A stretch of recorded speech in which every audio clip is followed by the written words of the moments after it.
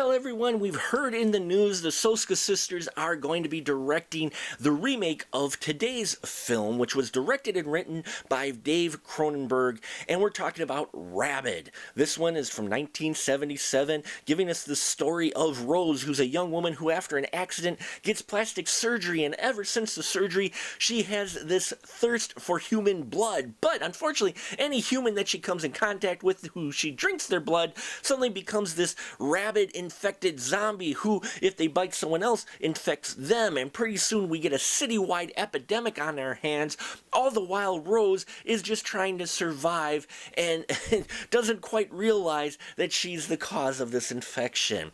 David Cronenberg, who's given us such fantastic films as Scanners, Videodrome, and The Fly, gives us a film that you'll get into. It's dark, disturbing, it has a few humorous moments, but it's very well directed and well paced. A film like this, especially shot on the budget it was, I was a little bit concerned. Now, I had heard about it and I've seen clips. I never actually watched the full film until recently, especially after I heard the Soskas were going to be involved in the remake. And I'm like, okay, let's check out the original. And let me tell you, I really enjoy this film. This film is, there's a lot going on with it. It's addressing some, social issues in here.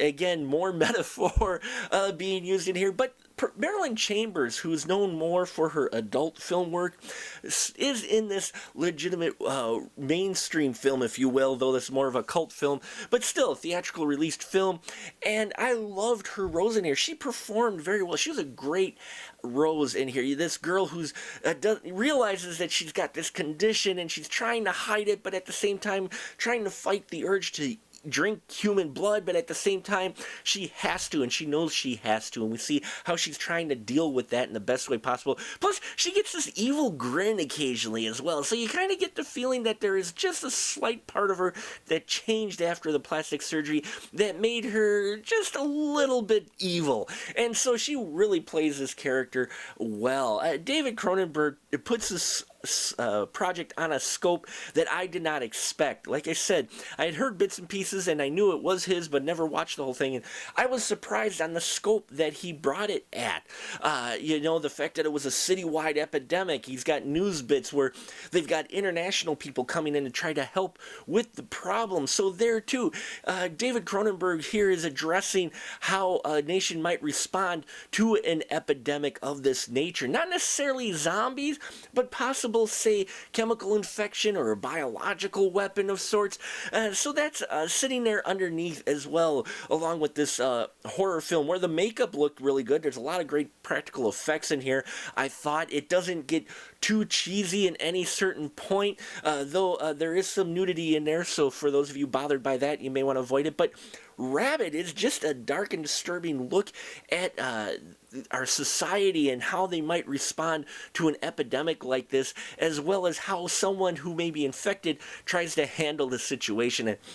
So I really enjoy this quite a bit. You can see classic David Cronenberg style in this movie. And I think if you're a fan of his, you haven't checked it out yet, or if you are going to check out the Soska's remake when it does come out eventually, first check this film out because it is worth your time, should be seen by many of the horror fan out there, and especially of those who are fans of those 70s films. So if you have seen Rabid, please leave your constructive comments down below. Love to hear your thoughts. I enjoyed this very much, and I think you will too if you're a fan of this type of movie. That'll about do it for us here at The Final Cut. Thank you so much, as always, for watching, and remember, till next time, keep that ticket stub.